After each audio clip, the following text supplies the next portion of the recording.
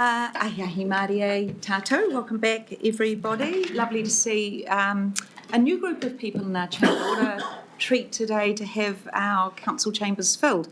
In the words of Councillor Waitoa, please follow us on our YouTube channel, like and subscribe, and you can actually follow all of our meetings all of the time, and we welcome you back any other day, even when things are not on the agenda that interest you particularly, and you might be surprised at how much interest you find. So, a very warm welcome. We did welcome our Coastal Hazards group particularly beautifully this morning, and I wonder if Councillor Hawke, you might welcome the group that's joined us for this afternoon. Tēnā koe e te hiamana. Tau nei, tēnei whonuru, tau nei a koutou, wise water, wise heart, tu ngā ingoa, tēnei te mihi atu rā kia koe e pō, Gwen, te kāhui patau mai, ki te whakatau nei I tā koutou whakatau. So welcome back. You're no strangers to the chambers of Hawke's Bay Regional Council. Welcome back, and we look forward to hearing your submission, I guess, in terms of this petition before us. And without a shroud of a doubt, we feel your passion across our region of Hawke's Bay. So again, welcome back. Twice welcome. Tēnā koutou. Okay, kia ora. Thank you, Councillor Hawke. A little bit of housekeeping. The meeting is being live streamed on our Facebook page soon. Just that's taking a little while to get up, but it will be available on the YouTube channel I mentioned earlier later. We also have Linda Hall here of Hawke's Bay Today. No mai haere mai, Linda, and she'll be taking some photos today. So if there's any issues for anyone, can they let Linda know that afterwards, please? If there is an earthquake, please drop cover and hold. If it's long or strong, please wait until it subsides, and then we leave through these doors and we head up the hill that way. If our alarm system goes off, please evacuate out either here or here to the grass on the side of the building, or our manahiri toilets are down the hallway here just on the right. Are there any apologies to receive? Do you have any, Leanne, for today? Are there any apologies to receive? I think we have a full house. Great, no apologies. Would anyone like to declare any conflicts of interest? Any of the items? There are none, thank you. Can we please confirm the previous minutes? Madam Chair, Yes. I seek leave of the meeting for member statement to be recorded. I'm sorry, Councillor McElroy, can you repeat? I seek leave of the meeting for member statement to be recorded in regard to the unconfirmed minutes. Yes, do you know what this is? So do we need to deal your discretion? Yeah. to make an amendment? No. For Michelle to make a statement in regards to the minutes. Is it matters arising, Yes. Madam Chair? Is it matters arising? No. No, okay. Are there any matters arising from the minutes to start with? Are there any Amendments or amendments? Councillor Curtin? None? None. None from you, okay. And Councillor McElroy would like to make a statement on the minutes. Thank you, Chair. Correct? Yes, you may, and yes, we can record it. For the record, since the meeting, I have reviewed the Ministry of Environment's Our Freshwater 2026 report and have reconsidered my position regarding the environmental aspects of the Tukituki Dam proposal. Kia ora. Kia ora, thank you. Anything else? Is someone happy to move the minutes? Thank you, Councillor Hawke, and a seconder.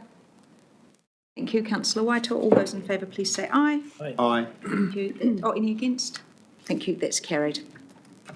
So we have public forum time today, which we welcome on behalf of Wise Water, both Paul Bailey and Gwen. Are you coming up as well? Yes, to join us up at the table, who have brought to us the petition, which has been presented to me this morning with final figures of 826 signatures. We'd like to welcome you to the table.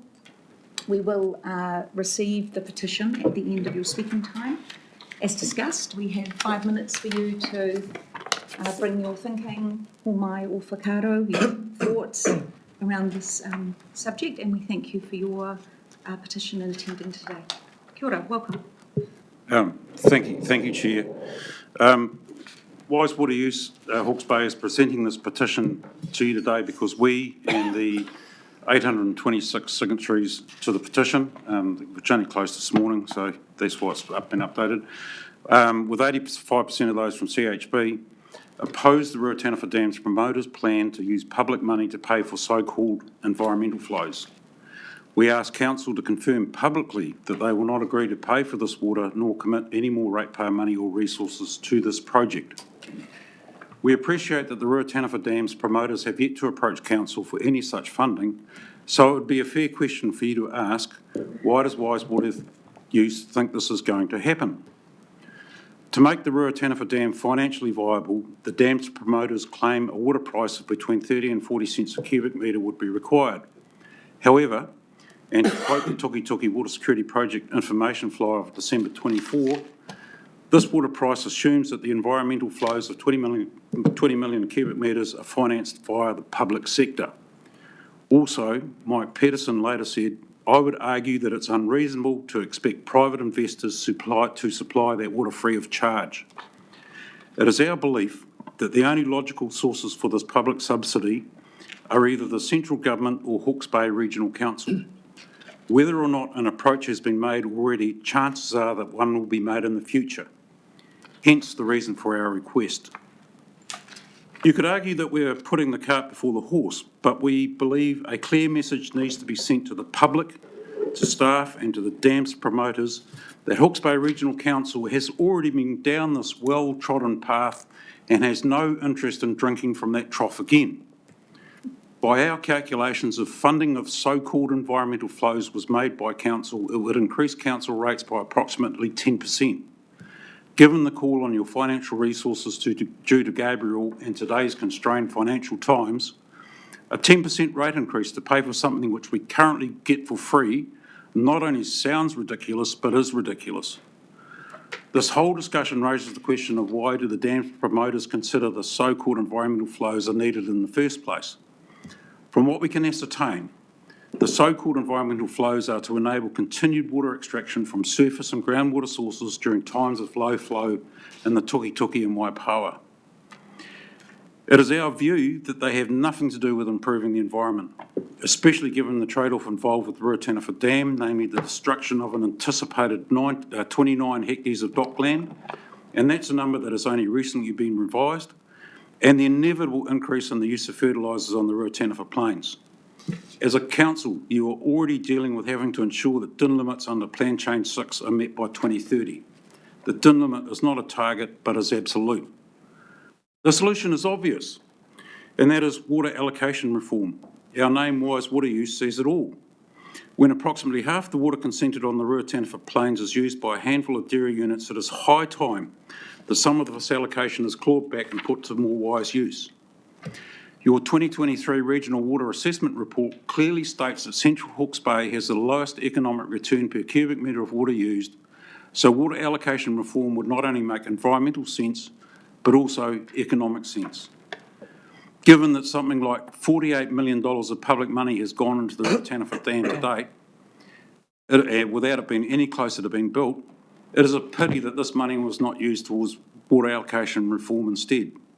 And that $48 million, of course, includes the ongoing deferral of the science charges for the dam's promoters.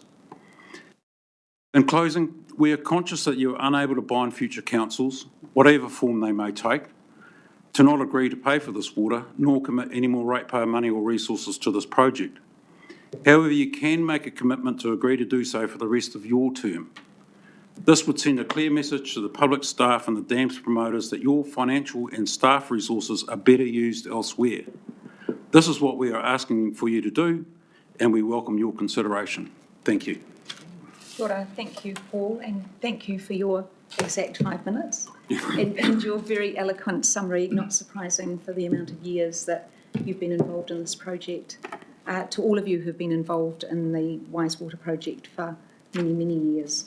And as you know, this council's 3 priorities. One is water security. We are well aware of the huge impact of water scarcity, of allocation issues, of storage issues. You're well aware that this council is engaged in an action plan around natural aquifer recharge shaping of the rivers, working with municipals around leakages, looking at industrial recycling. So I know that you know the commitment we're making to wise water processes in this council. We're very grateful you're here. We've had another community group this morning, and when communities take hold of issues that they care about, it's really the only opportunity we have to engage in conversation in this way, and they're such important conversations. I'm glad that you comment that there is no current proposal to this council for environmental flows. I can confirm publicly we have not been asked as an organisation, nor have I had that conversation privately or in any other way. To be clear about what could happen or would happen if there was a proposal brought to this council to consider that, it would be a new activity for this council, and it would be needed to be considered under a change to the revenue and finance policy. That would require a consultation, a public consultation, for that to happen. So I want to give you confidence that what you are suggesting could not happen without public awareness, and as a current chair of this council, while I am chair, I would ensure that that conversation was as public as it could be. I can give you that confidence. The multiple work streams that we are engaged with, I know we've talked about them, and we would consider you a partner in many of those conversations, so I look to extend further invitations to discuss them where appropriate. As a council, we are very clear that the challenges facing our region require multiple ways of approaching the problem, and water storage may well be one of those for the future of this region. And if that does come about, this table, and we don't know what this table's future will look like, is well aware that they will have to be considered against many of, not just the issue you raise about environmental flows, but other issues as well. So I'm trying to be clear to you that we're very cognizant of what you stand for, what you speak about, and what this table's role in it is. So ngā mihi kia koutou, and ngā mihi mai aha, with gratitude for you joining us today and for your petition. If there is further information that the Chief Executive brings back to us post this, we will certainly write to you with a follow-up of anything relevant. Yep. Thank you, Chair. I appreciate the time taken to present the petition. I would remind councillors that the cost of the proposed cost of environmental flows in terms of dollar terms would be somewhere between $6 and $8 million a year on if it was to come through the Hawke's Bay Regional Council. So that's something to keep in the back of your minds. Thank you. Ka pai. So we do need to receive the petition. Someone like to move that? Yeah, I'll move that. Thank So you, moved. Councillor Bamber. Someone like to second moving the petition? I wanted to add to the motion that the petition be received and referred to the CE for consideration, noting that any response will be provided through a future report to council. No, I don't think that addition's necessary. We simply received the petition, but I have had a minute that I've just noted that we'll be asking the Chief Executive for any follow-up. Is there a seconder to receive the petition? Thank you, Councillor Curtin. All those in favour, please say aye. Aye. Any against? Thank you, that's carried. Thank you. Thank you. We're moving to item 5, decision item, Finance, Audit and Risk Emergency Committee Terms of Reference. I think that will be Pip. Welcome, Pip.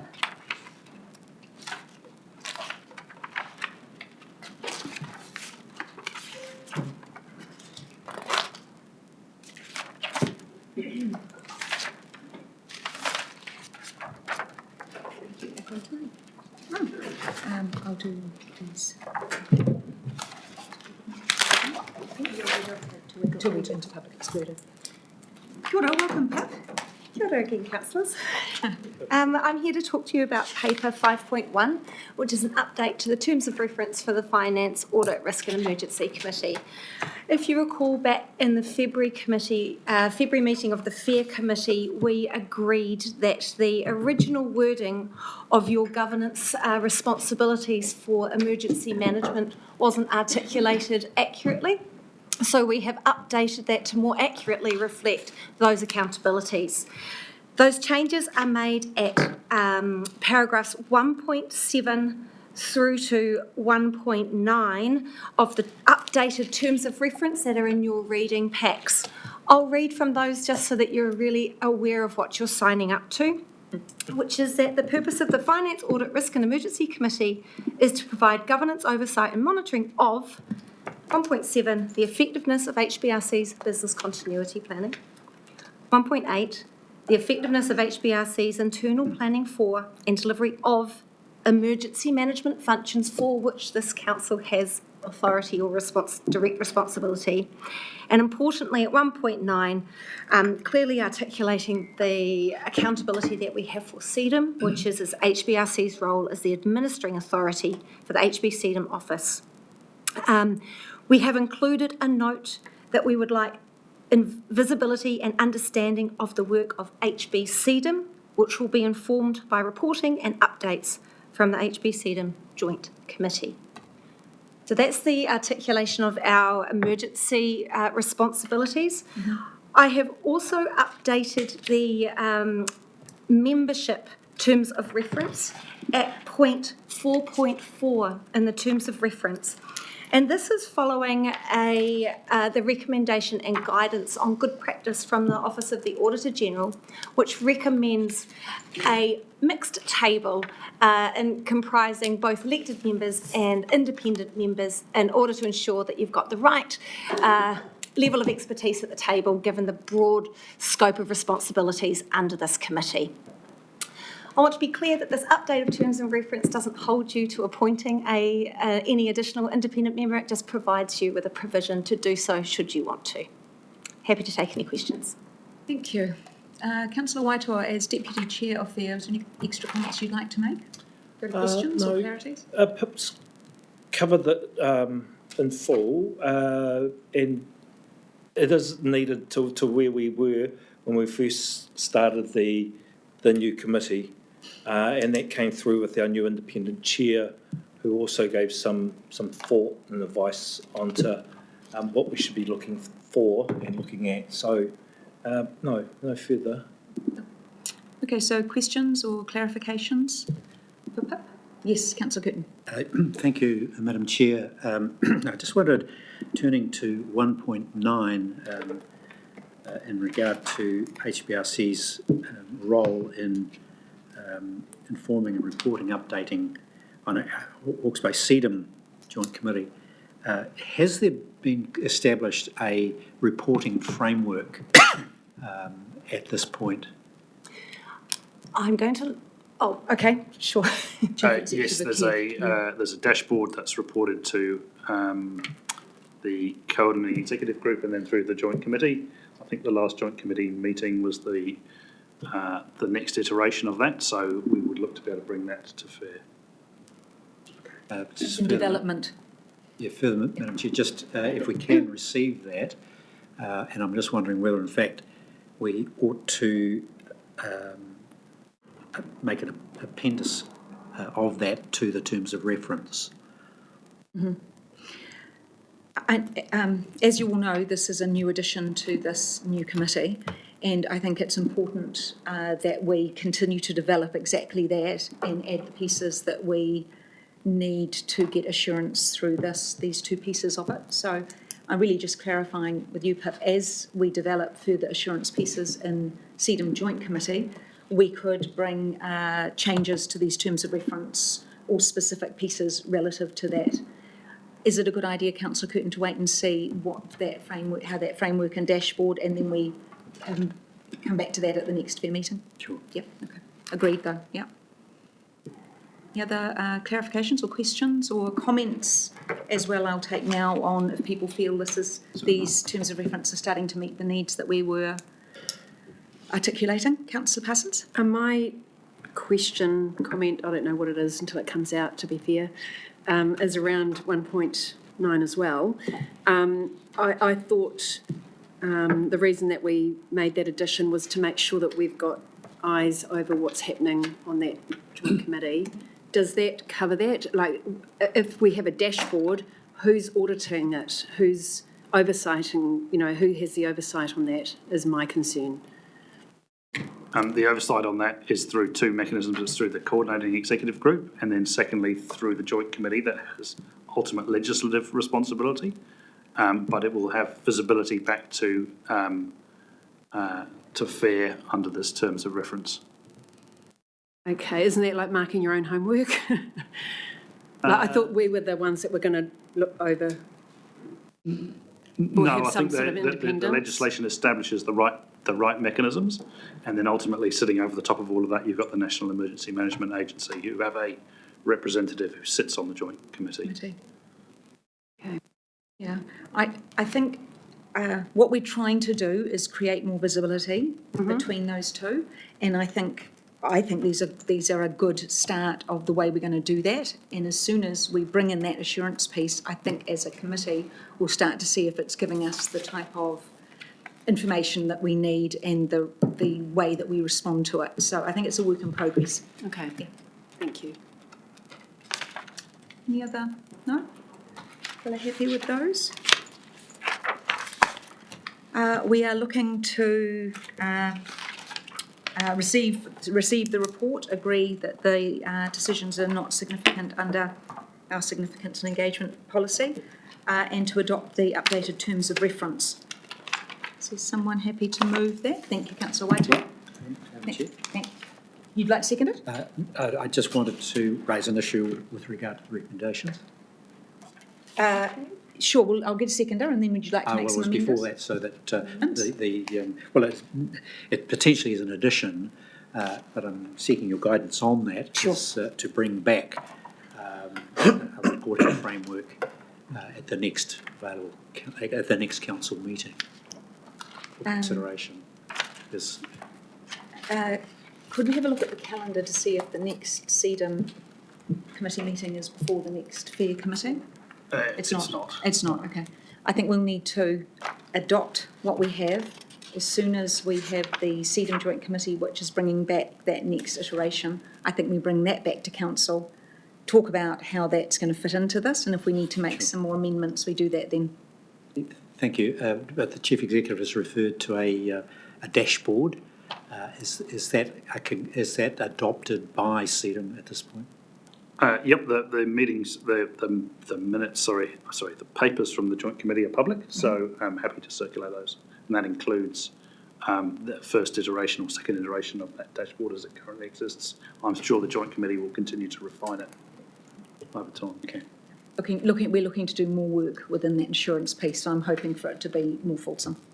I was just thinking in terms of time frame, but it's Sure. Happy to add to the recommendations that if you wanted in the recommendations that the Chief Executive will circulate those. Sure.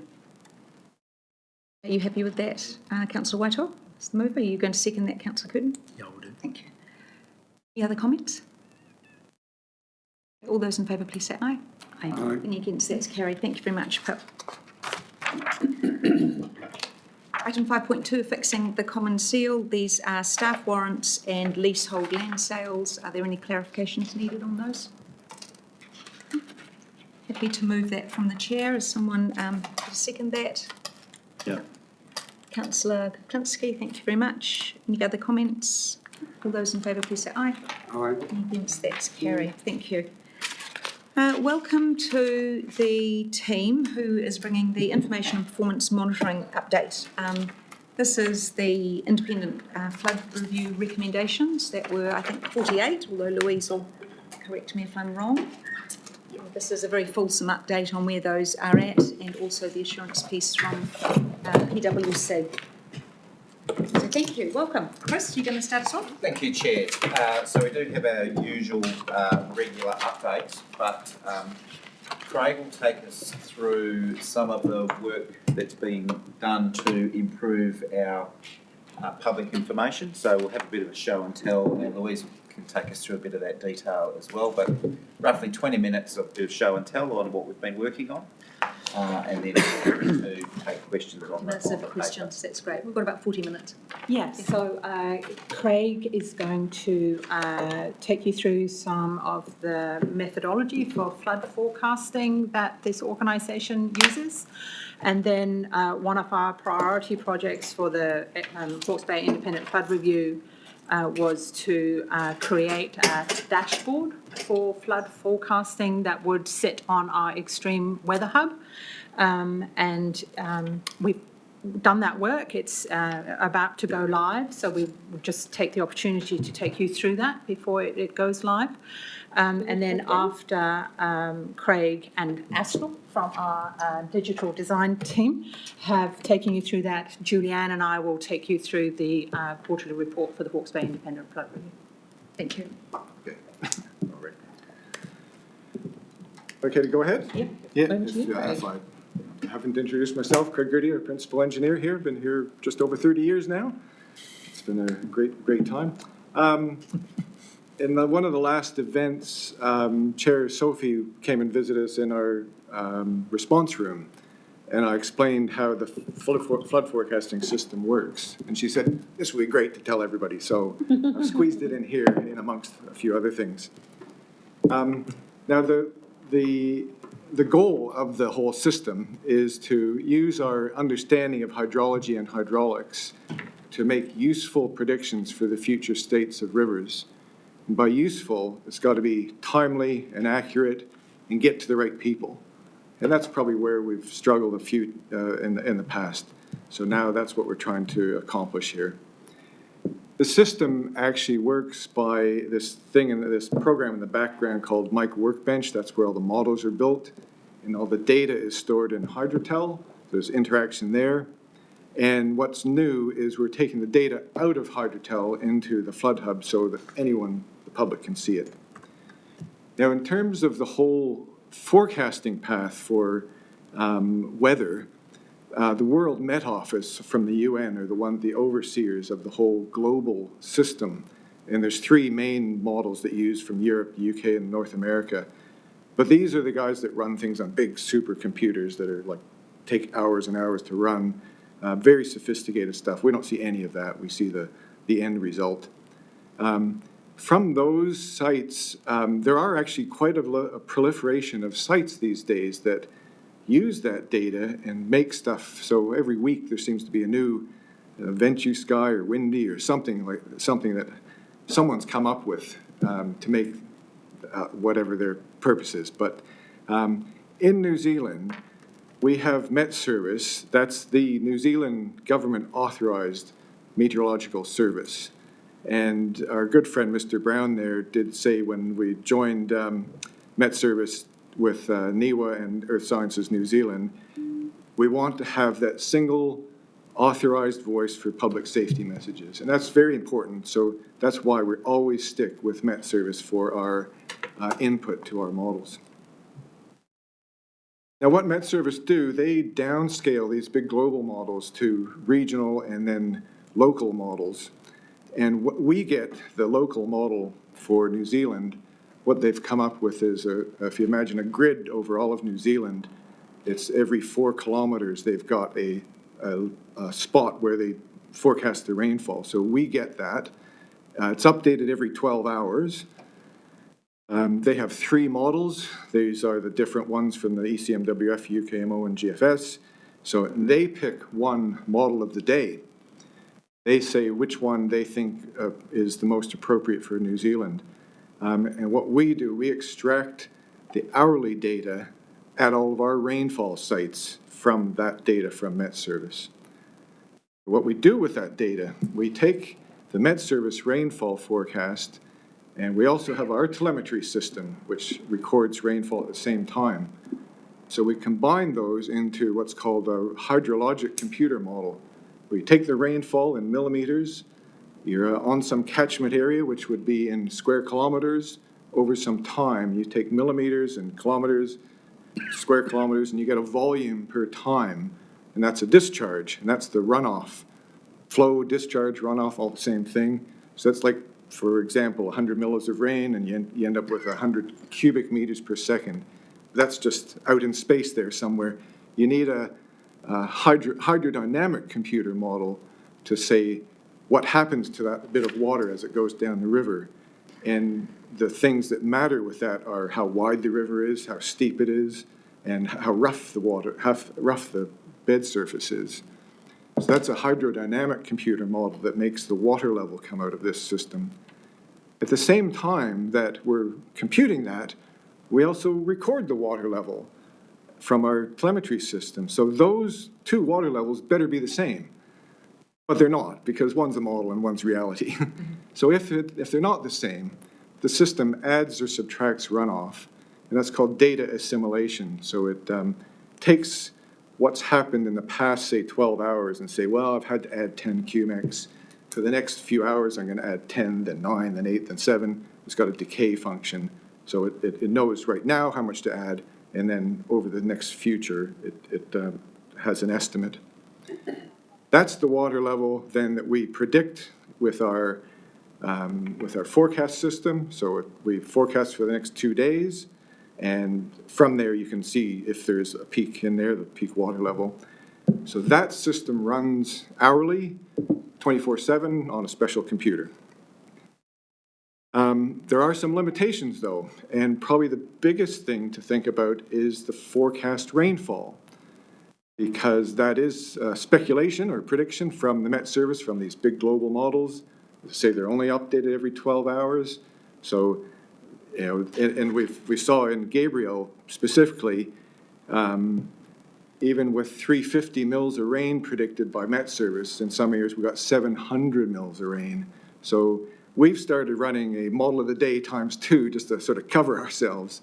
We're not going to output that at the present time on the system we have, but we do run that. There are other uncertainties as well, too, say because of like hydraulics. If you have debris on a bridge or something, it will also, say, raise the water level upstream. And you could ask the question, why don't we run these models assuming that there are debris on all the bridges? But if you block the upstream bridge, that makes the water level downstream lower than it might be. So you can't presuppose all these things. You need information to come back during an event to find out these things. Same with erosion or aggradation of the riverbed. Every event you have bed movement and it will aggrade or degrade somewhere. So we don't know that during an event. It's just impossible to know. So there's an error there or you know, estimate. Sea conditions are also important with some of our river mouths where, you know, a high sea condition can put gravel in the mouth and block it, and we won't know that until it happens. Mm-hmm. So to speculate on it is quite hard. And these models, the downstream boundary condition is the sea. So we always have the tidal value in there, but the what actually happens can be quite different. And I like this from a Greek philosopher, Heraclitus, who said, you can't step into the same river twice. Of course, this is a modern paraphrase of whatever he said in Greek, but the world changes all the time. You come out one day to the river and you come out the next day, it's different.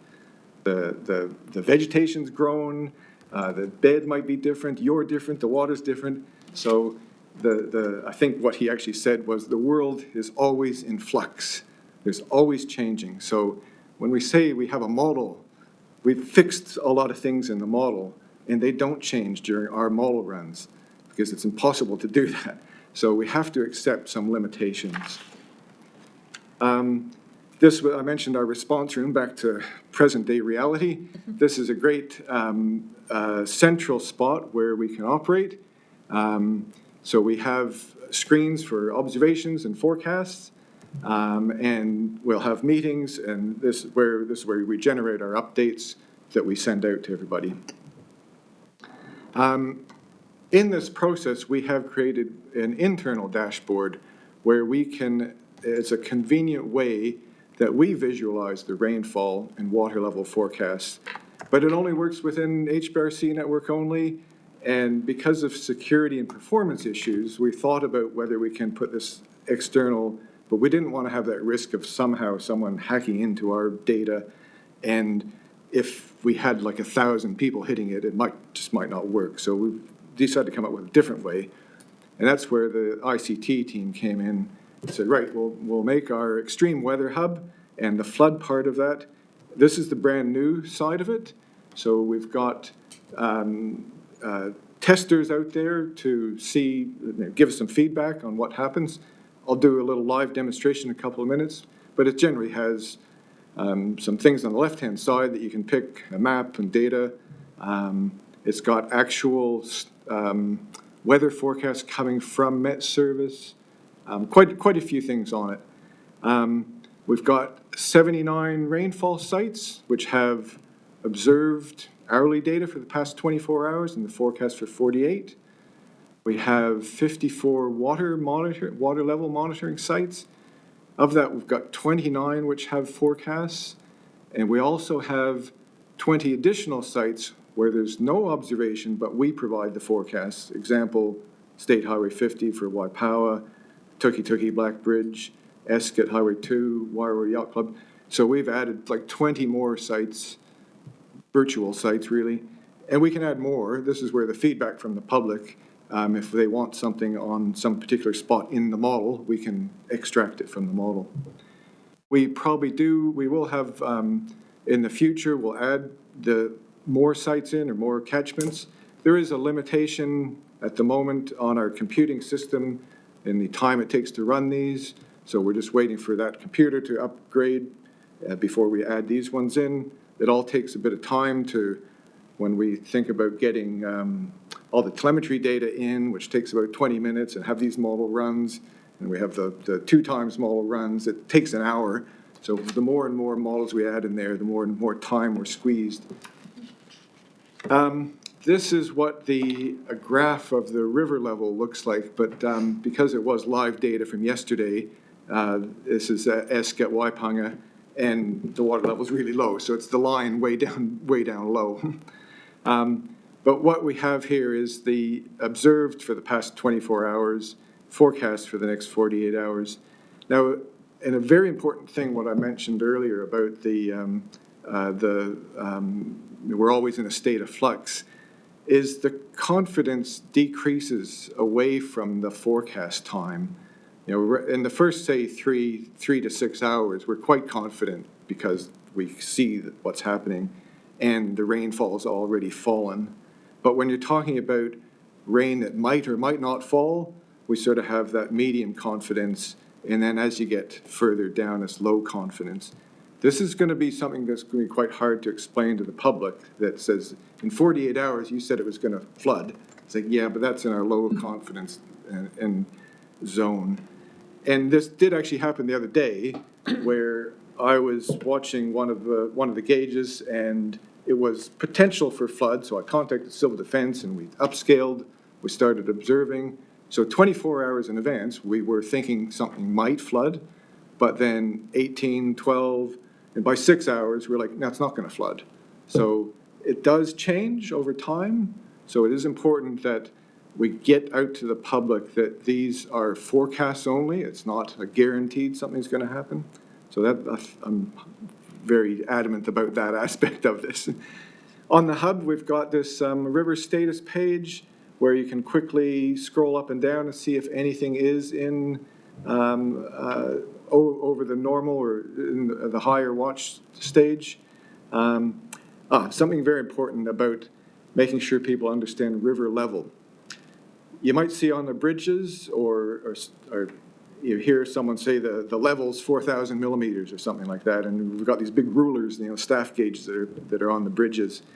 So that's one aspect of it, but that same elevation, this particular one is at Waipawa, that elevation is actually 17.49 meters above mean sea level. But the depth of that is actually 4.36 meters deep there, because the river has graded or degraded at some point in time.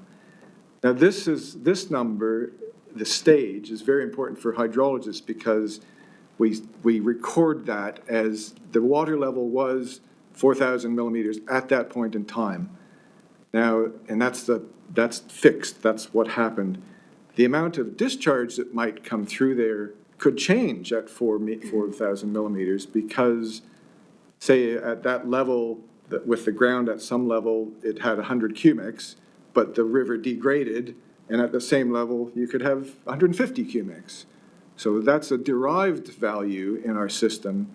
So, but as I say, the 4,000 is the one that we record. Now, modelers need this number because we make a model which has the slope of the river. So we need to know what elevation it's at that drives the water downstream. So that one might be 17. The next cross-section down might be 16, 15, 14. But we think the public really want to just know how deep it is and don't confuse them. But, you know, we have both the level and depth on our webpage so people can see both, because some people are very familiar with our stage because they see the marks on the bridge pier, that are green, orange, and red. That's what these mean. But if someone just wants to know, hey, the river was 4 meters deep yesterday, is it going to be 5 meters or 6 meters deep? So that's why we have depth on there. On the Flood Hub, we've got a link to all of our cameras, and we've got some emergency info and flood education. So there's lots of links there. Astro might show us a few things like that. The phase 2 part of that, we're already into like what more we're going to do. We want to put cross sections on there so that people can see when it is at some level. Oh, it's still in the channel. Don't worry about it. Or wow, it's really close to the top of the stop bank. You should start to worry. We want to have webcams to view the historic images as well. Go back in time. We've got reference lines on them. I'll show you in a couple of seconds. We want some feedback on that and anything else that comes up. I'm going to switch to the live demo right now, so I'll just show you what generally it looks like. So this is the web page. You land on it, and it's got you can zoom around. Notice you see the catchment in the background. What the IT guy figured out how to do was if any one of these is in a watch or high level, it'll change to orange or red, the whole background. So on a very quick basis, you could see anywhere around the whole region, and these will change colors too. You can pick just the rainfall gauges, just the river where we have observed, or just where we have forecast. When you start to drill into it, you can click on some site. It's got a few things there. View the graph of it. You can put these are the reference lines on it, so that you can tell when it's normal, watch, or high. This is where we want a little bit of feedback because some people might know a bit local knowledge. I think we have the one on the town bridge sorry, it's not showing here. Maybe flick it. Oh, okay, yeah. So this one is just like the water level's up to the skate park. So we want things like that people know about. We don't know all these things. They have to provide some feedback. As I say, go to the webcams. We'll show all the webcams. River status. If we have the observed value and then the forecast for over the next 48 hours. From here, you can click to see that site. I can turn the lines on and off. And then you get to all the other info. Something important about this is that what we've done here is, if any, there's no rain coming, so there's nothing showing here. We've picked a small amount of data because Hydrotel has like millions of data points, and we don't want 1,000 people to be hitting this site at the Hydrotel site. So every couple of minutes, it takes a snapshot of Hydrotel and creates the stuff from the last day and the forward for 2 days, and that's the cache of data, and then everybody can hit that one. So if something goes wrong, it's not wrecking Hydrotel, it just wrecks that one, and that gets updated every few minutes. And that way the performance isn't degraded by 1,000 or 10,000 people, however many might hit it at one time. There's still a few things to just to sort out with some of the modeling and some of the just some of the background stuff. So we're working on that, and I think that's about it for me. But I'm happy to take questions unless we want to go straight to Astral. But yep. Do some questions. Yeah, sure. Councillor Kuklinski. What differences are usual between the real data and the model chosen, your data assimilation? Like you talked about Gabriel where there was twice the usual rainfall. I mean, is it 10%, 30% is a standard thing, like for the last cyclone, for example? I'm not sure I understand. So we've got a model based on forecast rainfall. Yeah. And then you've got real data. Real data, yeah. Yeah. And what's the usual difference between the model and the real data that you choose? Varies all the time. Sometimes Met Service get it right on, but usually their systems are 80 to 100 mils of rain, and then we look at this and it's got 83.4 mils. But really they know it's between 80 and 100 mils, and instead of 80 mils, it was 90 mils of rain.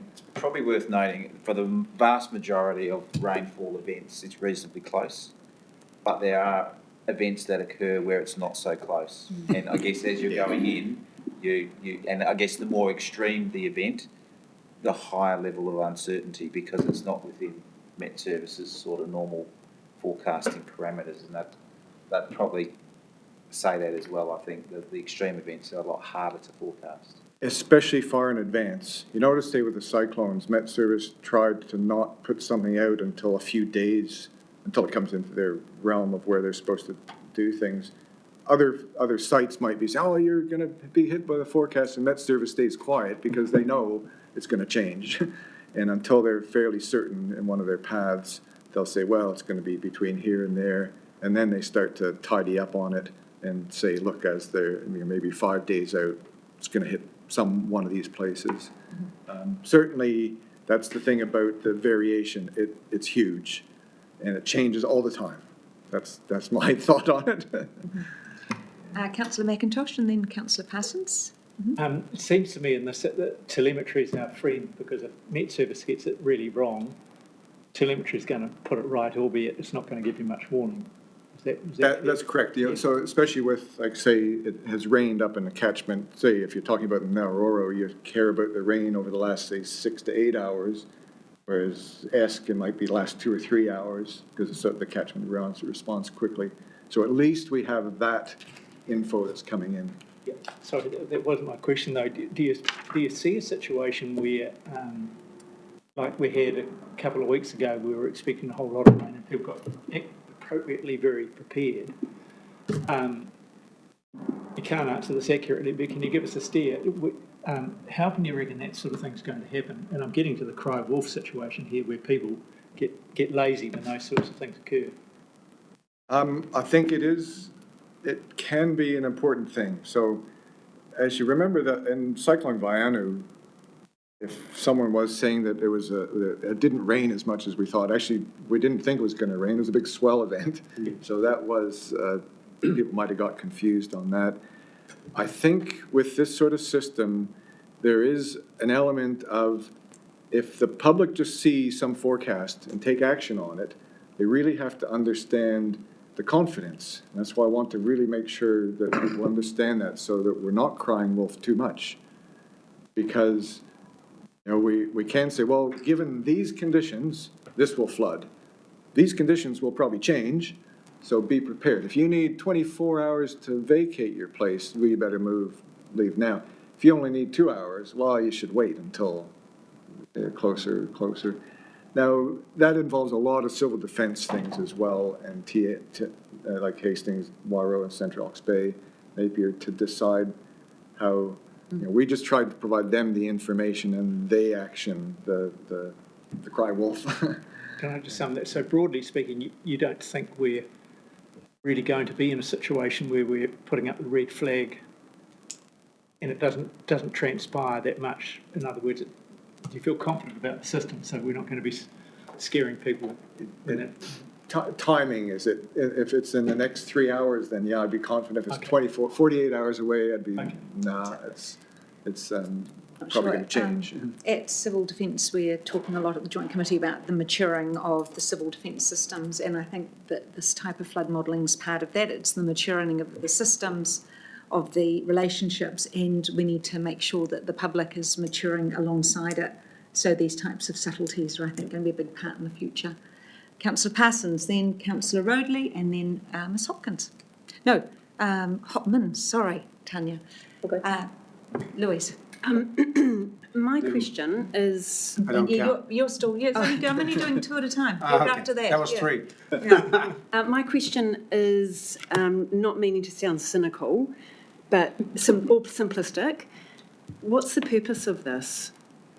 Like, why are we doing this? Well, I think that the overall purpose, is, I think, to respond to the independent flood review, which is around improving the access of information to communities. And we have a wealth of information internally, which we turn into intelligence for civil defence, but a lot of that can't be seen. A lot of that good work can't be seen by the community. So what we're hoping to show here is for parts of the community who like to self-serve information, and acknowledge that's not everyone. Some people would prefer to be told by CEDAM or prefer to be told by someone else. But if they want to go in and look at the best information we have, they now have access to that, and it's multimodal in that they can see the CCTV at the river mouth, they can see the CCTV at their local bridge, and then they can see the forecast line. And as we add more telltales like the skate park or SH1, the state highway somewhere, people will get, it'll be more than just a meter, which some people find meaningless. It'll mean, well, it's going to go over the skate ramp, but I know that my house is safe. And so that's the purpose. For the people who want to access that information, they can access it. It takes the burden off others, and people can make their own decisions. And if they know that they've got animals or machinery that they need to move and they need 24 hours to do that, they can look out 24 hours. But if it's a single young person who's just going to jump in their car with 3 hours notice, then they can look at the information that way. Can I ask a supplementary? Thank you. So if I go on it as, like, I'm no hydrologist, respect, is it going to tell me when that bridge is getting to that level? Does that say to me, you need to get out, or you need to start thinking about it? Because I wouldn't have a clue what number 4 means at Waipanga. Well, I think this is the education component. It won't specifically tell you, but if we put historic levels on at Waipanga Bridge, it's at Gabriel, or it's forecast to get to Gabriel, people will interpret that.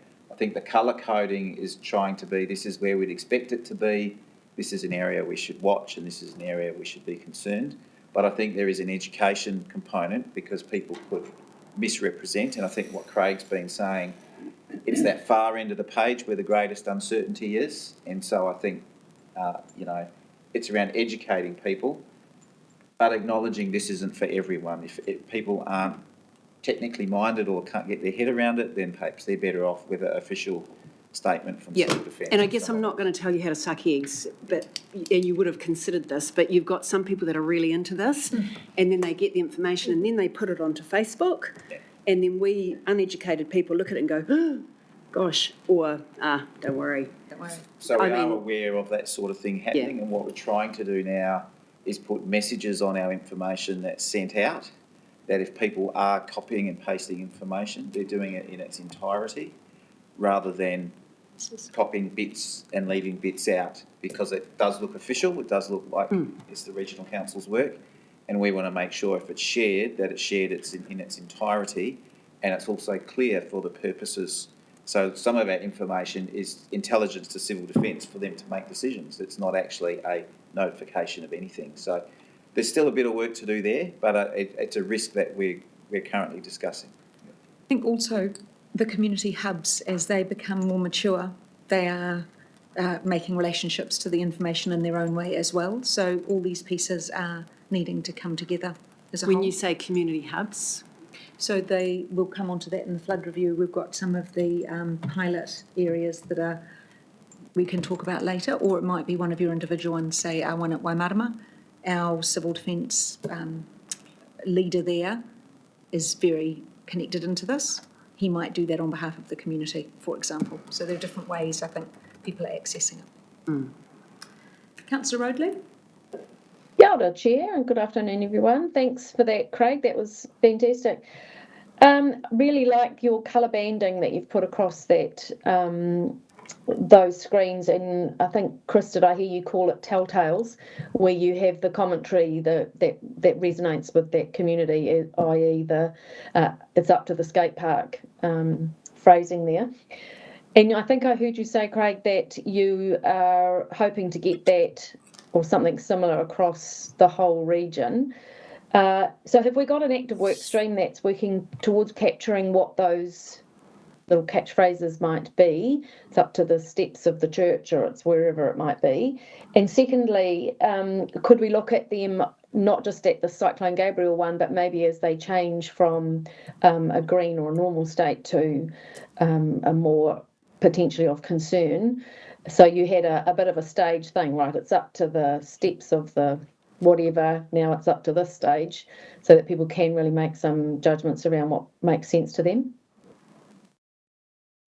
Always part of that's probably the triggers. Yeah. So we have one of our priority projects is the Trigger Levels project, which Hawke's Bay Regional Council are supporting the territorial authorities and CDM on. We have at the moment 2 pilot communities that we are working with, or the TAs are working with. One is the Esk Whirinaki community, and the other is what we call Lower Waipawa.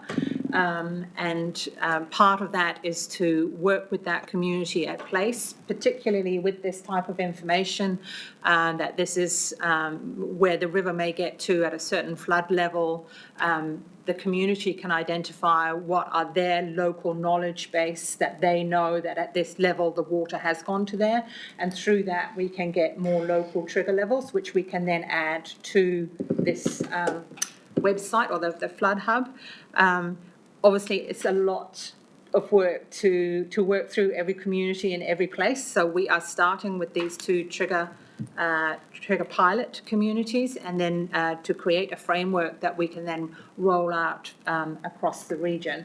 But we will also have interactions with communities, like if we have feedback forms on the bottom of our weather hub, that if the community want to tell us some stuff, let us know, because they know their place far better than we do. They know where the river gets to.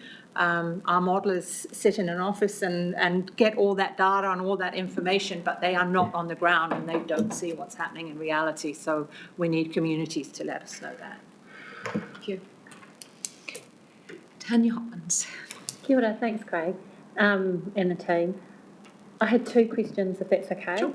I was looking at the Maunga Hareru Tangitu Takiwa, and I see that we've got one, what do we call them? Telemetry thingy. Very technical, at the Pakura Tahi stream, at that bridge there. But there's nothing further up. So like at the bridge on Settlement Road, where people going to Waipatiki would have to cross. So the Waipatiki community and some of those living in Tangwa on the other side of the river. So you mentioned that we could request other telemetry devices or monitoring happening in other areas. I'm just conscious that that area doesn't have one, and nor does Tūtira. Each of these would just be evaluated for the cost. There's initial costs and ongoing costs and the benefit. I'd gladly put something in everywhere, but that just doesn't happen. So I think I defer to these guys to say when or where we put new instruments in. Yeah, so look, we're open to requests, and there may be requests from many communities. Most of the infrastructure we have is around our large rivers to forecast for large communities, and then so there's obviously a threshold of your return on investment, or how you would make a decision to invest in that. So I think the first part is to receive a request, and then that can be considered. Some requests will be quite easy and quite cheap to implement, depending on what the request is. But if it's a full weather station with monitoring, with triple redundancy, that's getting up potentially into the $100,000 per site, and versus some lower cost technology as well. So I think we're happy to receive the requests. We are doing a review of our network about once every 10 years. We do a review of our network, and there's a review underway at the moment or very shortly. So that's another point in time where we would look to see whether we have adequate coverage. I suppose our focus is saving lives. Yeah. So that's why I made that question particularly around Tangoil, Waipatiki. A lot of people live out at Waipatiki and they're isolated if they can't get across that bridge. So the other one is, why do we have these monitoring stations largely, like I'm thinking about Pakutatahi, at the mouth of the river and not further up? Why is it there? Look, every site would have been put for some reason. In Pakutahi, there was one further up, but they got washed away. The one, generally, as flood forecasters, we want the ones upstream to tell us what's coming down. Correct. But we also want ones downstream to tell us what's happened. Yeah. I think it's just historically the way it's grown. Someone says it's available for a good site, and they figure how to get the money to put it together, to put it in. And remember, on the Pakutahi side, there was quite a big study of forestry versus not forest. Mm-hmm. So that's probably why that site was put in, to help monitor the difference in land use. It wasn't, we didn't ask for it for flood control, but we can use it for flood control, for flood forecasting. Thank you. As you do the review and things change exactly, as you say, it might be that you had a river that had forest, which has now been removed. The review would pick up, I suspect, new areas or opportunities or changes. So it will, and there'll also be parts of that about benchmarking, about best practice in terms of the coverage and those sorts of things. So it's a balance between having enough to be useful. If we have a lot everywhere, then that drives complexity, maintenance, and costs around that. So it's finding that sweet spot, and so that's the point of that review. Exactly. Okay. Councillor Van Beek. Yeah, Craig, I know you, and I know how you love this stuff. It's amazing that you actually still require us to pay you. It should be the other way around. Look at the tools you've got. It's just incredible, like a pig in mud, isn't it? It's really good, and it's really great. But I think we have to be careful that we actually don't make this too extensive, especially from a community outreach, because keep it simple, stupid. And because I can look at that and I can take a whole lot of information out of what we actually have got there.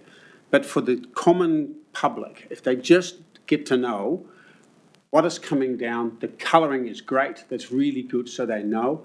And I think to really get this out there, we've got 22 community resilience hubs. Those are the hubs we're talking about, which are under the control of Hastings District Council, I understand. They often have people who sit in there who actually sort of like the visionaries. They think this is important. They often have Facebook and large, in Twyford, we've got a large WhatsApp group in place. The guy who controls it, he's really passionate about it. The last cyclone, he didn't really know what to do. And it would be really good if he actually can have simple information available to where to go. And I think these are the people that actually can drive it deeper down into the community.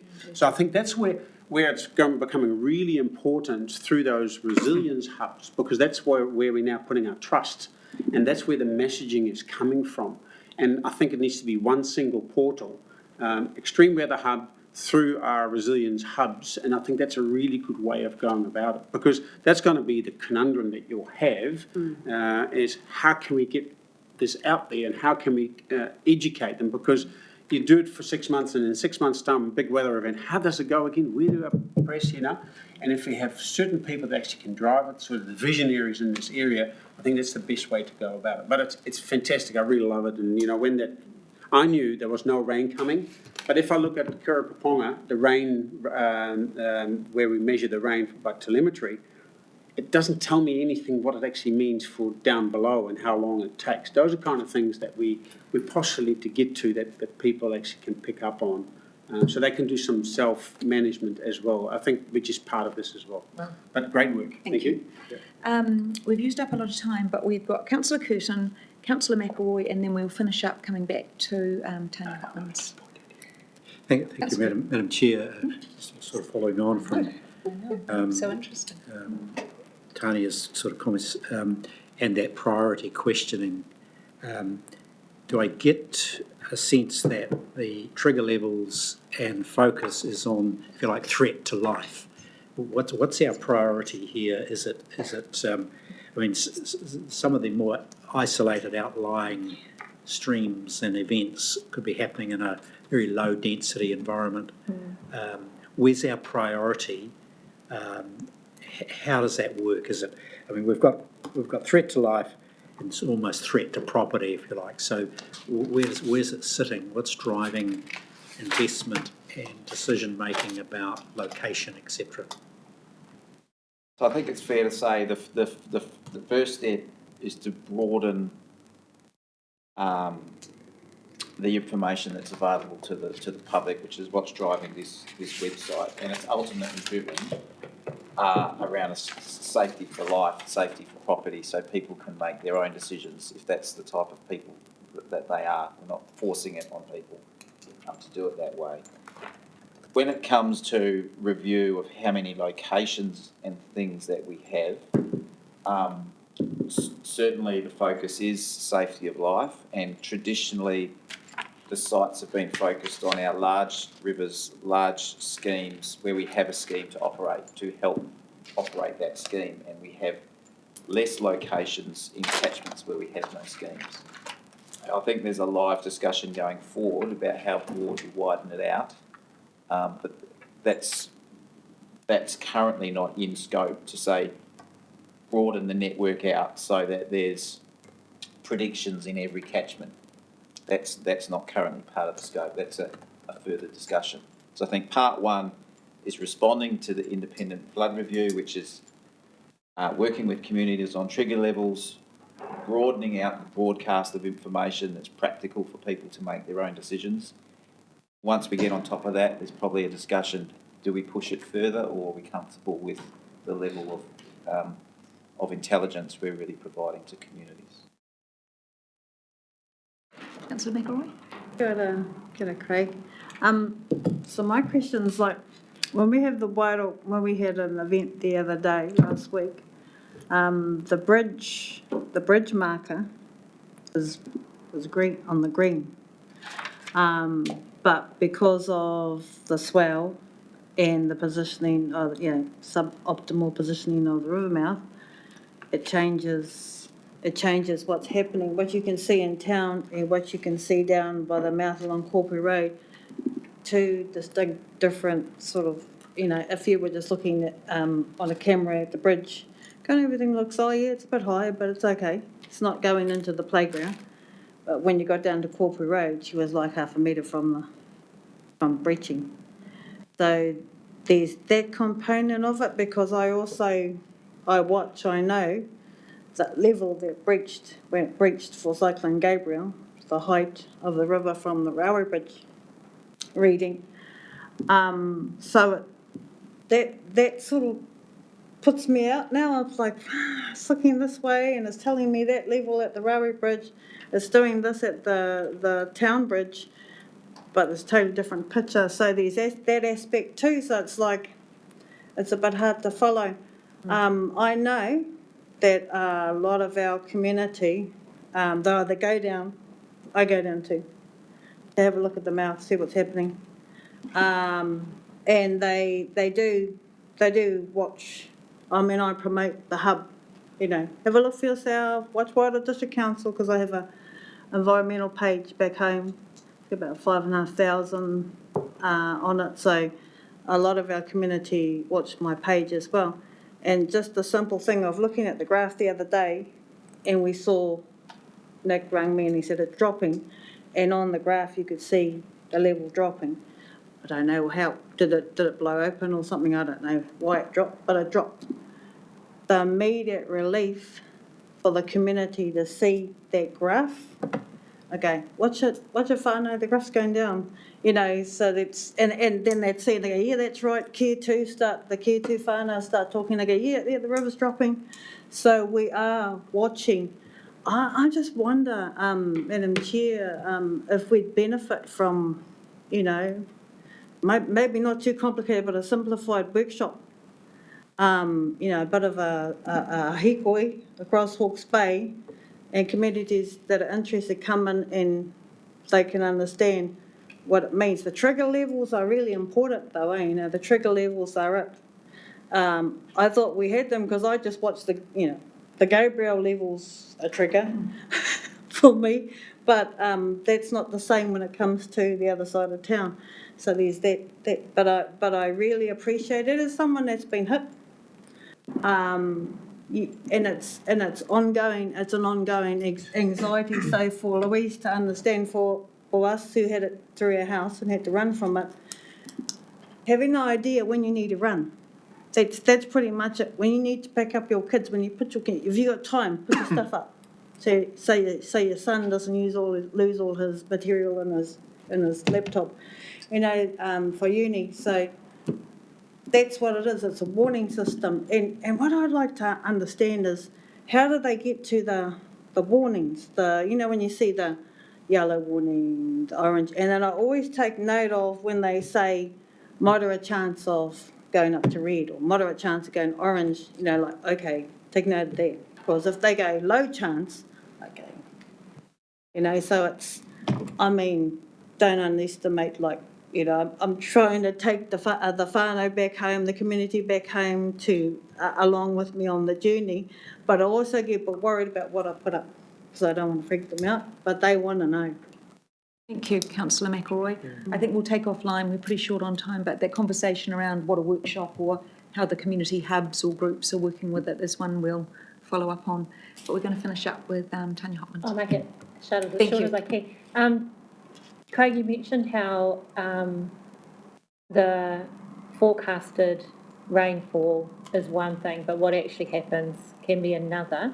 I know in Tangoil, the issue was for Cyclone Gabriel, when I interviewed whānau, they reported that it looked okay, and then there was a sudden increase in water level, and they believe it was because there was a blockage on some of the forestry blocks further up the valley that gave, and then the water rushed through because it just went from nothing to up here within a very, very short time. You mentioned that, you know, we can see from imagery if there is blockages at rivers, at bridges. But if things are on private property and further up the line, I'm just wondering two things. One, what can we do? Because that's a risk if people are looking and seeing rainfall, but high rainfall up there somewhere, but then they can't see it. But knowing that these things happen where there are blockages and then sudden release of water, how can we alert people to that? Or how can we monitor that? I know it's a really hard thing, so I'm just wondering. You would have thought about it, no doubt. Absolutely, and you look around the whole world, how often do you see flooding and deaths because of no one has figured this out yet? Yeah. It's just too, you know, there's not enough info, cameras, instruments, it just doesn't exist.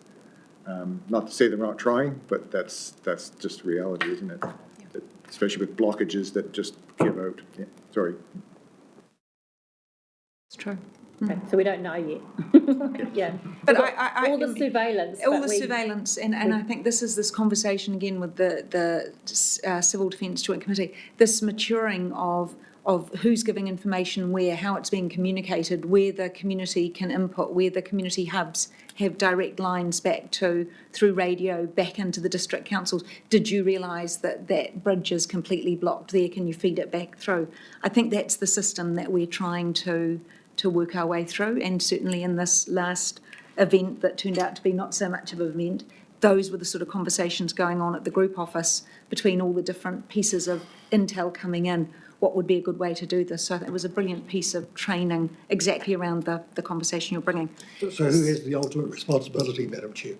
For what? For what? For actually making that decision. For You talked about all this evacuation information. or? Yeah. Just making a call. Who has the ultimate responsibility? Well, that's quite a complicated question. Yeah, it is, because it depends what you're asking. This organisation feeds information into the Civil Defence Group. The Civil Defence Group feeds information to the district councils. If it's a district council event, they're making the calls. If it's a regional event, the group office is making the calls. If it's a national emergency, NEMA will come in and make the calls. But there are groups been established to make those calls. Yes, correct. All established. Thank you. That's what I'm trying to make you. Yes, excellent. So, Louise, we've gone over a lot of time on this because we know why. Yes. Flooding is so important to us. So, how would you like to approach our next piece? We have Astral here. She was going to talk you through some other updates that we've done to the Weather Hub. It's if you want to skip that, we can, or if you want Astral to very quickly show you the changes to the I think Weather Hub. A minute. No. You'd like to see them? Yep. A minute, she said. So, yep, this is important stuff. Okay, right. So, We can do overtime today if we have to. kia ora, It's been everyone. said. Yeah. So I'm the web producer, so I look after all the HBRC websites. So I can quickly tell you about what we're seeing right now is the current flood hub. It was developed over a year ago and it has lots and lots of information, and including, so on the right you see the mobile view, and that middle image there is how it looks like on a mobile, and that is eight scrolls to get to the map. Okay, so that's quite a lot of getting scrolling to get to the information that you need when you're in an emergency situation. So we have put on the bottom of the page a feedback form for people to come and tell us what information they need, how they want this developed. A lot of people have said they want it mobile optimised, and they want to just click once and get all the information on the page. Just as a quick gauge, we had 2,000 users in the first week of January, the severe weather event there, just to this page. And then for Cyclone Vaiano, we had 3,500 users to that page, and then extra on top of that to the webcams section. So that's a lot of people coming and reading the information and trying to figure out what's going on. If you go back 2 slides, sorry. Yep, so this is, I just want to show you the iteration of what the new hub came from. So we've been working in the background. We did a group of user testing of 12 people to sort of go through this, and they gave us some really valuable feedback that it was still too crowded with information. So if you go to the next slide. And you can see here how the graph developed, and that's the observed and forecast river level. So that's changed a lot. And then if you go to the next slide. And then we also redeveloped this based on user feedback. So I think Craig's shown you the new hub, which we're looking forward to releasing, and I'd be happy to take on feedback from other people. I think that's pretty much it in a minute. Did I do it? Where would we look and give suggestions, etc.? Is it what's live now, or is there a testing platform? There is a testing platform that I believe we will do. We can share it with councillors. With councillors? You can have a play around in the testing format and provide some feedback. It'll only work in the network here. It won't work at home. Okay. Yeah. Good to know. Yeah. Thanks, Craig. So you need to do it while you're at council. Yes, Councillor Curtin? Yes, I just wondered, the last event was useful, but nevertheless somewhat scrambling around to try and get at the data. Is it possible to, if you like, overlay during or in anticipation of an event, simply to simplify the landing page for HBRC? My second question is, can it be consistent with the CEDAM site and the other council sites? So everyone's getting exactly the same message. It's very simplified, so we're not getting all the noise of other general, for example, just going into our site now, everything else is secondary to that event, and we're just seeing it click, click, click. And if you go to another site, it's the same. So that CEDAM message, I believe you're talking about, goes across all of the 5 council websites? And It's a discussion, I'm seeing a discussion with the TAs and with CEDAM to make sure we've got one and only one landing page for the stuff, and it's consistent across the board, and there's no noise. That would be good. Back to the one responsible voice, whether it be at a local, regional or national level. Otherwise, we're getting multiple voices, yeah. the multiple information. Not all of it's correct. Yeah, and I think it's useful to point out how civil defence is intended to work, and I guess the role of our flood forecasters. So our flood forecasters provide intelligence into civil defence for decision making. They do not provide all of the intelligence, and so during an event we would expect that emergency services are out and about, they feed back intelligence, members of the public might feed back intelligence, and so it's not actually the role of the regional council to provide the total intelligence picture. That's the role of CEDAM, and we provide the flood forecast intelligence into that process. So I think that's just an important nuance, that we don't think that Craig's providing all the advice on every block river and every problem. No, that may be So it's the page. It's the page at that point in time when that emergency's happening. Well, what am I going to see on Hawke's Bay Regional Council's page? We will all link to civil defence, because that is the ultimate place to link to. And what Neil and I experienced in that event was, if you were trying to look at what in Hastings, what emergency alerts they were giving or what was happening, and then Neil was trying to find out what was happening at Hohepa, we were having trouble. But I think we should take that conversation offline with civil defence as well, Neil, because there's got to be some way that we can access through every different council the way back in to find the place we're trying to connect to. Totally, yeah. And just to add to that, it's not just a consistent voice across different entities. It's across platforms as well. So during that last event, I was telling whānau to go to Hawke's Bay Emergency Management, right? But the web page and the Facebook page were not the same. Exactly. And so some whānau, you've got whānau who are barely on IT anyway, so they might go to the web page. Then you've got whānau who aren't on Facebook, so they're not going to go to the Facebook page. I'm just saying that information wasn't synced.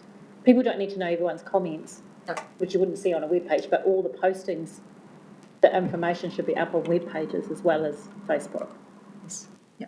So it's not really inside this. This would link to it, but yeah, I think Nick and I are taking that back sort of through CEDAM. Okay. So Louise, do you want to take us? I just have, we can fly through this if you like. It's just, it's the quarterly update for progress on the priority projects. Yes, thank you, Craig and Astral. For the Hawke's Bay Independent Flood Review, we bring this to you once a quarter. So we'll just, today, Julianne and I will give you the update on the status of the recommendations, the timeline and critical pathway, an update on the 6 priority projects, and then Julianne will take you through the verification process that we have had undertaken by PricewaterhouseCoopers to offer a level of assurance that the methodology and the process that we have been through for the Hawke's Bay Independent Flood Review recommendations has been the correct one. Yeah, so from our last update, this status update shows that we've actually got almost all of our recommendations underway now or completed. So we are 94% underway or completed, and so there's been 5 new recommendations that we've classified as completed now. We only have 2 recommendations left that are partially underway. One recommendation that requires a feasibility study, and we have 1 recommendation that doesn't belong to us. So, yeah, overall we're making significant progress with 17% increase since the last time we spoke to you. This diagram here shows the timeline of the projects that are underway and ones to come in the future if we get decisions and funding from council, and the critical pathway. The green ones are ones that are complete or transferred to business as usual for various teams around the council, and the yellow ones are the ones that are underway, are priority projects.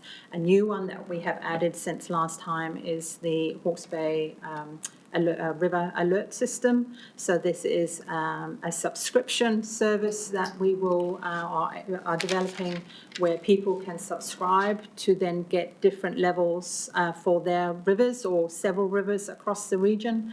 It's again information that we have through Craig's work and sits in Hydrotel that he talked about, and it'll be through a text service, so people can subscribe, say we'd like to know when this river gets to this level X or Y, and it's just an automated text alert that will be sent out. So that is in progress. Our 6 priority projects that we have had funding for this year. The Extreme Weather Hub that we talked about through Craig's presentation. We had the initial iteration, and it's now going to go through this update, and then it will be classified as complete and handed over to the comms digital team to manage as business as usual.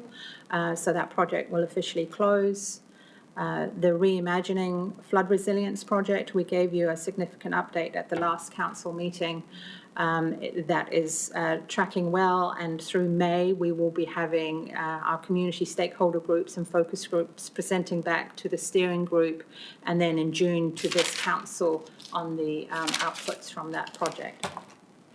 The Trigger Levels project that I referred to earlier, so we have those 2 pilot communities that the TAs are working with and which HBRC is supporting and providing that flood information and flood layers for the TAs to have those community conversations. Flood forecasting that Craig has given you a substantial update on today. The flood forecast dashboard has been a real collaborative effort between our digital communications team, our ICT team, and the flood modelling team. It's been a really successful project, and you can see the outcome of that. The hazard portal, that business case is now closed, and the ICT team is working in the background on updating that portal. And then the bylaws project, this had some delays as we were looking to incorporate our NIWI Cat 2 projects into this bylaw, but we have decided that that will slow it down too much, so we will push ahead with the bylaw as it was intended, and then add the NIWI projects when they become ready in 6 to 12 months' time, which means that that bylaw information will come to you hopefully in the next June council meeting, for you to come across that. This was just on the Extreme Weather Hub, so this was a graphic to show you when we had Cyclone Vaianu and then the last rain event last week, the traffic to the Extreme Weather Hub. So the dashed line, the tallest peak is visits to the Hawke's Bay Regional Council website, but the blue peak there is visits to our webcams. And the green one that you can just see underneath is the river levels and flow information that we provide to the Extreme Weather Hub. So as Councillor Michelle referred to, lots of people are sharing our Extreme Weather Hub in the lead up to and during an event, which is the real success of this hub. And then very lastly, the assurance process, I'll let Julianne talk you through that. But as I said, we had PricewaterhouseCoopers go through the process that we undertook to come up with identifying deliverables for our recommendations and our 6 priority projects. And you have been given a copy of their report. So the purpose of this assessment was to give council confidence that HBRC understood the recommendations and we're taking the right steps to achieve the outcomes of those. So it was to ensure that we had appropriate action plans in place that would give effect to those recommendations, The assessment also checked for any misunderstandings or any gaps that we had not picked up through our initial analysis. The other part of this assessment was to confirm that when we have said a recommendation is complete, that we have got support and evidence to support that. So out of their review, they assessed 46 recommendations out of 47 as recommendation 21 only related to HBIFR's panel, their endorsement of other independent reports, so it wasn't really required to be assessed. The assessment was based on a point of time, so it will not see all the recommendations through to completion, but it was just a snapshot in time to ensure that we had good process and to ensure that we were taking the right actions. So this work was carried out over 6 months. It had some gaps due to staff not being available to answer questions during the coronial inquiry. So their process was to interview staff, go through all the action plans, go through a long list, extensive list of questions to all our technical team. So I worked with them all to kind of coordinate all of that and go through interviews with staff. And so they delivered their final report last month. And overall, the report shows that 96% of the recommendations we are fully aligned with, and only 2 recommendations we were partially aligned with. And out of the 6 recommendations that we said were completed, only 1 of those were partially found to be partially completed, but that was relating to the scheme reviews and is now therefore complete. So I think overall, based on the results, it shows that we're very much on track to give effect to recommendations and that we're taking the right actions. Thank you, and you'll remember that we insisted on an independent flood review, and this piece of independent assurance was set up so that effectively we weren't marking our own homework and that we were being sure that what we'd put in place to meet the requirements of those recommendations, that not only had we done them, but they had actually achieved the outcomes they were meant to achieve. So I just want to really congratulate you on the work, but also on the assurance piece, because it's something we should be really proud of. There was a huge amount of work into that. So are there questions? We can talk either about the questions on the report or on particular pieces within the recommendations. Councillor Kuklinski? I just thought I'd bring your attention to, thank you for the work that you've done, it's amazing, but I just thought I'd bring your attention to recommendation number 32. HBRC should be more proactive in managing gravel build-up where it is above design grade lines, sorry guys, and either extract it to maintain the agreed level of service, or the important bit, implement alternative options. I'll leave it there for now. Well, no, you can ask a question with it if you like. Well, have we considered a CCO or anything of that line as an alternative option? Would you like to answer that, Chris, or the Chief Executive? I think we've got a meeting coming up where you're going to propose your proposal for a CCO, councillor, so happy to discuss it at that point. I think there's an ongoing gravel program across the region. So, yeah, look, our gravel program is ongoing. We continue to seek co-funding from the Crown. I think we have a couple of projects in the Upper Tuki scheme that are around gravel extraction that are in the sector business case. So we're doing all that we can without incurring substantial additional costs on the ratepayers in terms of getting that work done. We'll update this table after our meeting. Councillor McIntosh. Councillor Parsons. Yeah, look, I'd just like to reiterate, it's comforting to see how far you are through all that stuff, and so I think the public would take comfort from that too. And I don't know if the council's considering a media statement or something around that, because I think it is a good thing to say. My question was recommendation 33 to do with rivermouth openings and bit behind progress because it's requiring pre-feasibility analysis. So what is pre-feasibility in that context? Is it just doing a quick and dirty and saying, yes, this is a go, or no, it's not. So is that the recommendation about permanent river mouths? Yes. Yeah, so this is one where we need to do some more work, and we will need to come back about potential funding. I guess river mouths is an area of tension. We always want river mouths to be working well in larger flows and low swells they generally do. This recommendation requested us to look at permanent river mouths. So and for all river mouths. So we've got a large number of river mouths. The investigations and I guess preliminary work to understand whether they would work or not is quite expensive. And then the execution of that work is quite expensive. And then there's a level of uncertainty about whether they'll still silt up and you'll have to excavate between the permanent mouth. So that's one I think we'll be coming back to understand the merits in moving that forward, and we need to firm up what we think it would cost to execute that particular piece of work. So it is sitting out in future years. Where is it sitting there? July 2031.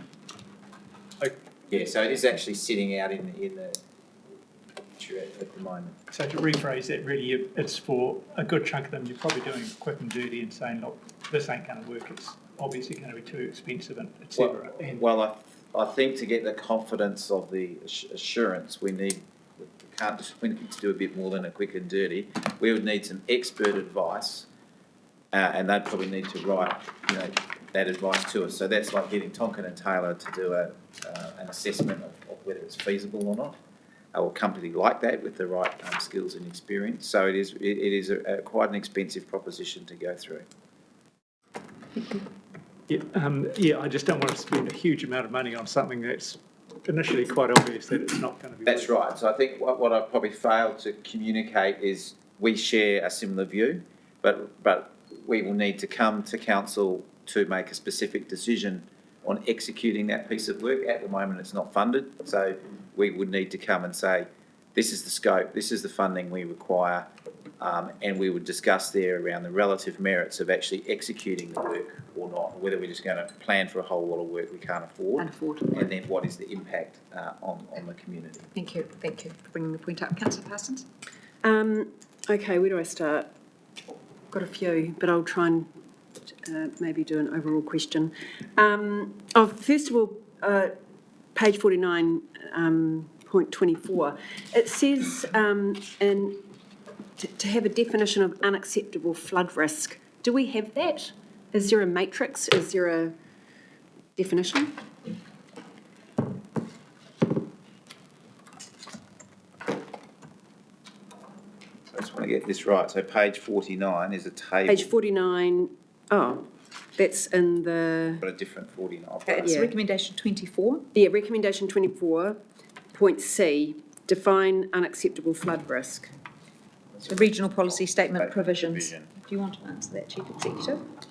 I think it was defined appropriately for the cyclone HBRC. So that's just a definition coming out of the review. Mm-hmm. We have no longer got regional policy statements. They are gone under the new RM system. So that one will need revisiting, I guess, when we hit the regional spatial plan. But very broadly, I'll leave it there.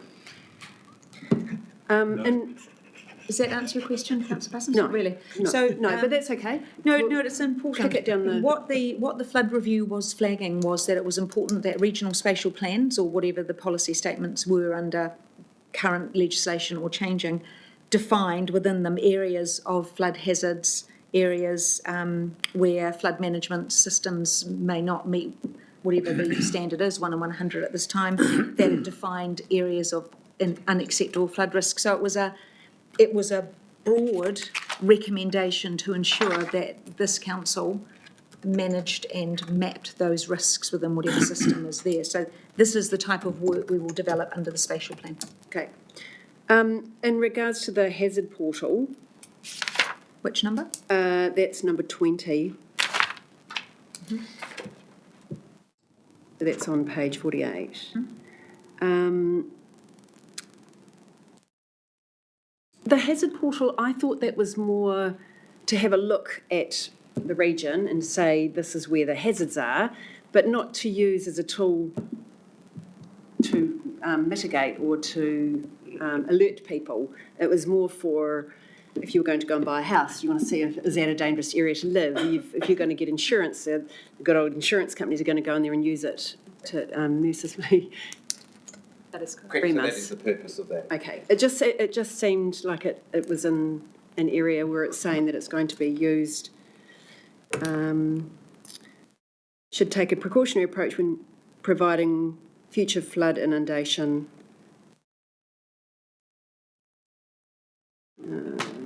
Hang on. So I believe some of that in the detail was some of that terminology was used in communications between the regional council and civil defence.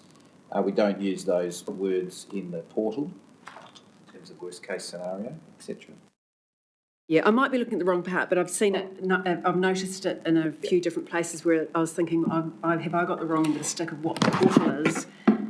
As you know, the difference with the mapping. So what Craig showed us is not the portal. No, it's exactly. Yeah. And the portal has many risks. You know, it has tsunami, it has flooding, it has all that stuff. That's where someone, either in a house they own, they want to know what their risks are. They go in, they can type in their address, or they can roam around the maps and have a look. And that's the purpose, to inform people of the riskscape where they live. Okay. Can I ask one more question? You can. I literally have quite a few, but I won't. I know I can't take up everyone's time. So in regards to the priorities, I mean, obviously there's a lot of recommendations that you guys have had to work through. Did you prioritise and what's the most important? Because one of the things that kind of upset me a little bit was that in regards to the trigger warning, that was put on hold because of the coronial inquest. And I thought, well, that was kind of a terrible thing to put on hold for a coronial inquest that was about loss of life because we had no trigger warning. Or evacuation was the other thing that was in there. I would have thought that they would have been 1 and 2 of the most importance. We need to work on evacuation, warning systems and the trigger. And I've got one more question about the trigger warning pilot, but go. So probably 18 months ago, when we first got these recommendations, we worked through with the council at the time the priorities for them, and they were very clear that it was about improving the level of communication, decreasing the level of risk to communities through sharing information with them, and those quick wins that we could do because we didn't have budgets to be building new stock banks and all those sorts of things. So it was very much about increased communication, reducing the level of risk, and making educational information available to the community. So that's how we went through those 47 recommendations and kind of divvied the deliverables up, if you like, into those 6 priority projects that we just went through. Those 6 priority projects were not prioritised within themselves. They were all the same. The trigger levels has been delayed for various reasons. One, it's not led by us, it's led by the TAs, and we are facilitating and providing the tools that they need, but it's been very much led by the TAs. The decision to delay was staff capacity through the coronial inquiries and other events, etc. Obviously, Craig was heavily involved in the coronial inquiry, and he is the lead person that we have for those trigger levels and providing that flood layer modelling that the TAs have requested in order to go out and talk to the communities at place.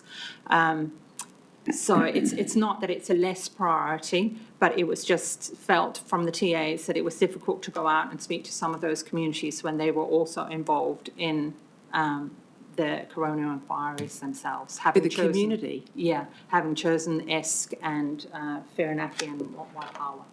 So we can be guided by the TAs, and they are leading that community engagement.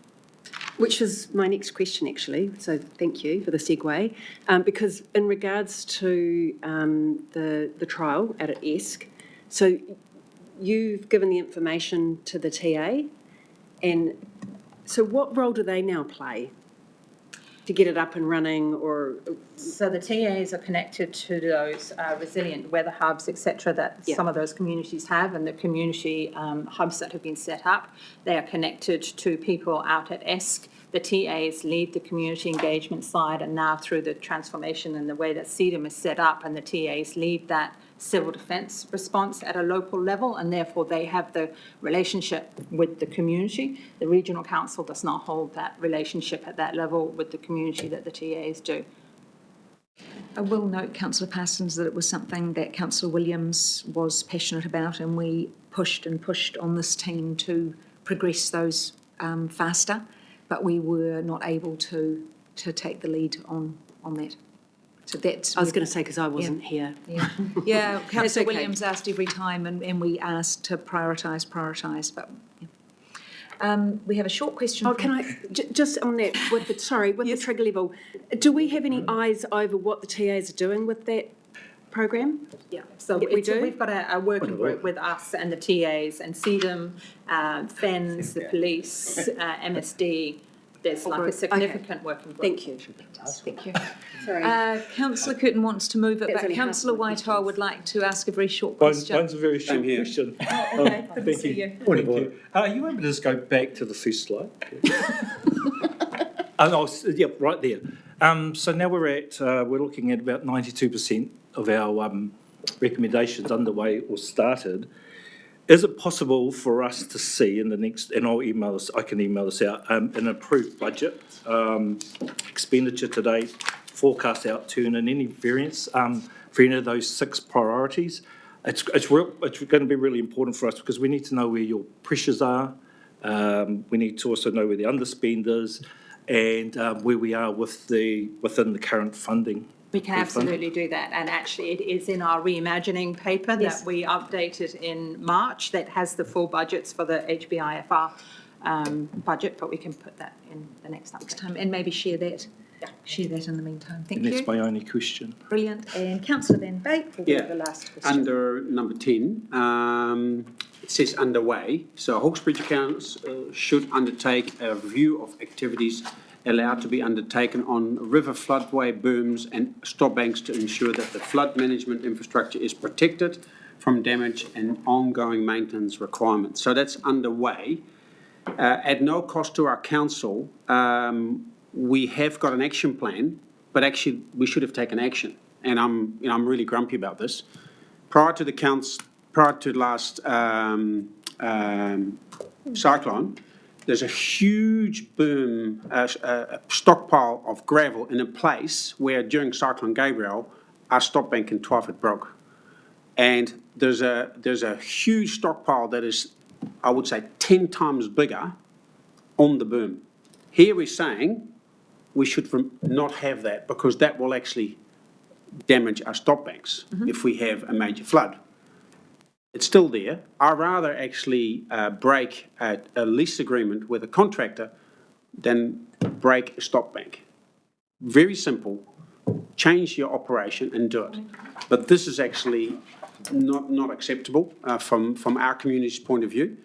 Would have been very simple to say, this is what we're saying it's underway, but it's not underway. Because this actually should have been undertaken. It's so simple, just like that. Going and see the contractor and say, remove your shitty pipe. Shouldn't have it there.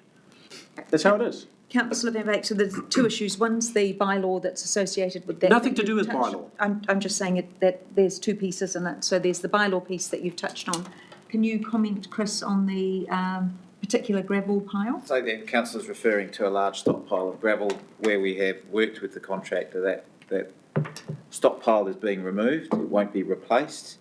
And we'll be changing the terms of the agreement. There's some complicating factors with consents restricting truck movements in that area as well. I think I take on board the point from the councillor. For now, it is being moved, it's not being put back, and there'll be a substantial change to the lease arrangement in that area. Could we have an update, please, on the timeline for that? Happy to provide that through the chief. Subsequent, and can we have that on all our stockpiles, on all of our berms? It's very simple. It's in the Hawke's Bay Independent Flood Review that we actually have got in front of us here, and it's a recommendation, and I can't see why it hasn't been done. So once again, it's I'm the headmaster here, marking, and I'm just picking one area up because I know it very well and specifically, and we have a fail here from my point of view. How many more are these ones? It sounds very good, action plans, but some of these action plans actually can be undertaken. That's something that we need to look at as well. So I've been in communication with Chris, and he's been very helpful, and I appreciate that.